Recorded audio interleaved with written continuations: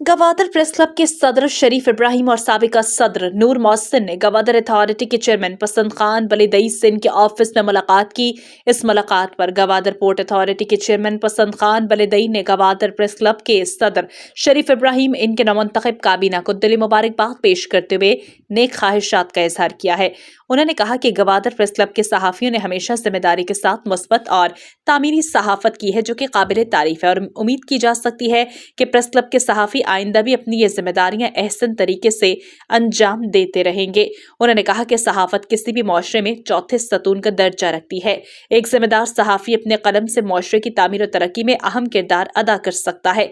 इस मौके पर उन्होंने गवादर प्रेस क्लब के लिए एक लैपटॉप अतिया करते हुए कहा कि गवादर पोर्ट अथॉरिटी आइंदा भी प्रेस क्लब के सहाफियों के साथ हर किस्म के ताउन के लिए तैयार है। इस मौके पर गवादर प्रेस क्लब के सदर शरीफ इब्राहिम ने गवादर पोर्ट अथॉरिटी के चेयरमैन पसंद खान बलीदई से इजहार तशक्कुर किया।